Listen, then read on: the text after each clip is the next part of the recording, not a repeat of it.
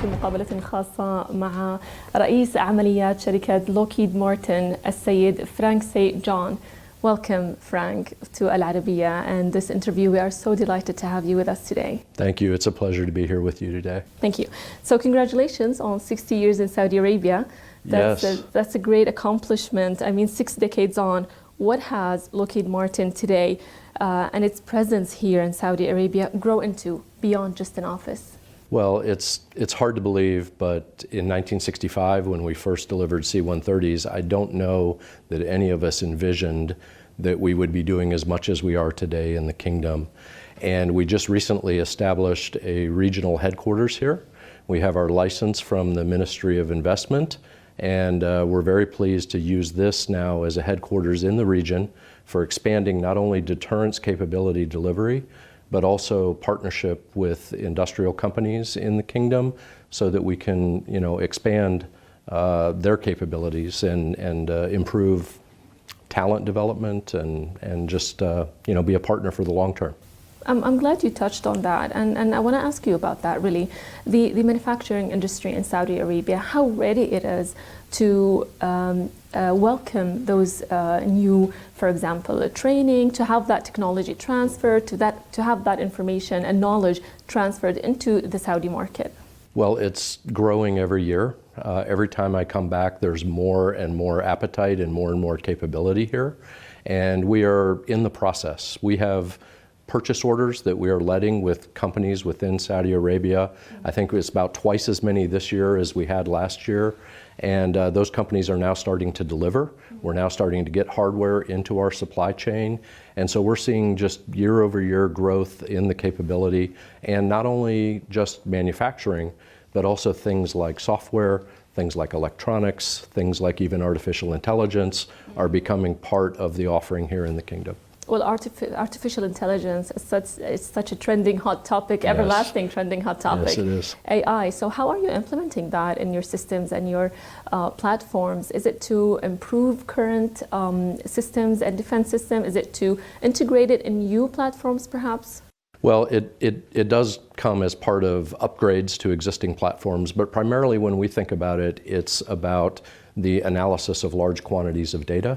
And we see that in things like command and control systems. And so the artificial intelligence is used to analyze rapid amounts of data very rapidly and provide decision aids to commanders.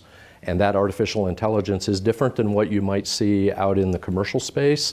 The artificial intelligence we develop has to be very reliable, it has to be very predictable, and it has to be very trusted because it's mission critical. Exactly, and that was going to be my next question, but you already answered it, so thank you. All right, so now on knowledge and tech transfer into Saudi Arabia, especially THAAD systems, like we see in this beautiful picture here.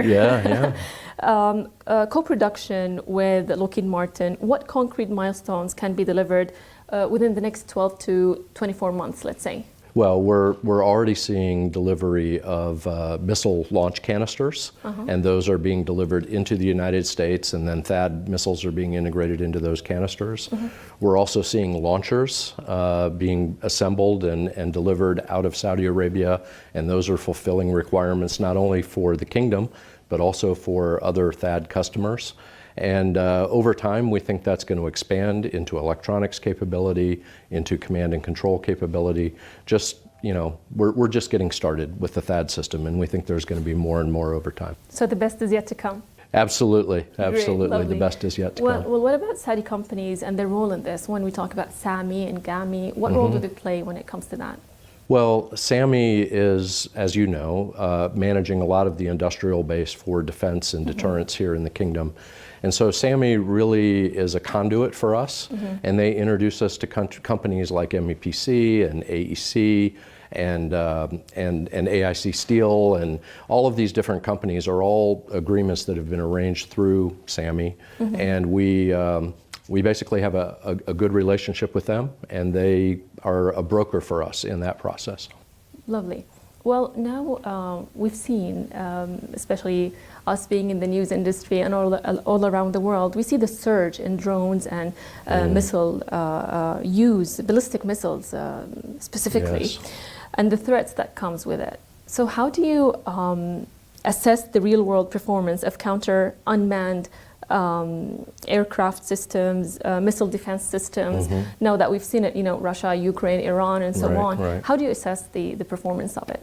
So just recently, over the last several months, we've seen, for example, in the Iran-Israel war, and also over the last couple of years in Russia and Ukraine, that the missile defense systems, many of which the kingdom has acquired, are very effective against ballistic missile threats, against cruise missile threats. Yes. We are in the process of developing additional capabilities that are going to integrate those together.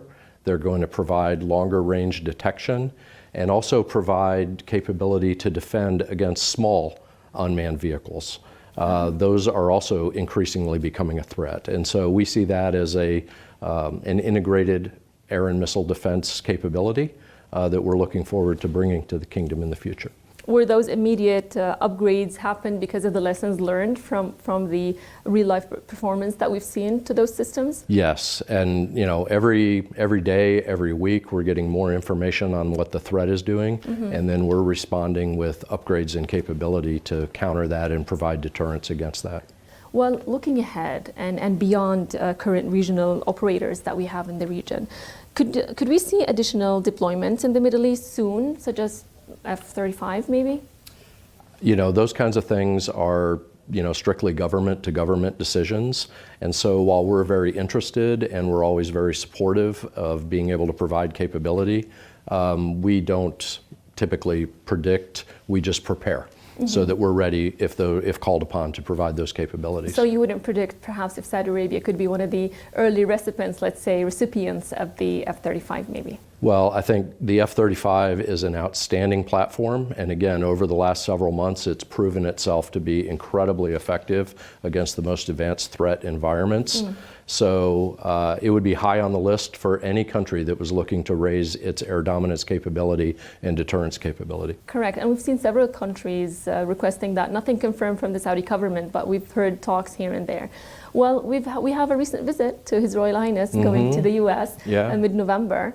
I know you're not part of any talks or deals happening, but do you perhaps foresee anything? Do you know anything that you can let us know about? No, we're very excited that His Royal Highness will be visiting, and we're looking forward to, just like you are, seeing what comes out of those government-to-government discussions. And again, we're providing information when requested, and we'll be ready to provide the capabilities that are agreed to coming out of those meetings. Beautiful. Thank you so much for your time. We Thank really you. enjoyed this conversation, and we'll look forward to talking and speaking to you again after the visit. Absolutely. Look forward to it. Thank you so much. شكرا لكم مشاهدينا. كنت في مقابلة خاصة مع رئيس عمليات شركة لوكهيد مارتن السيد فرانك سيد جون. شكرا لكم.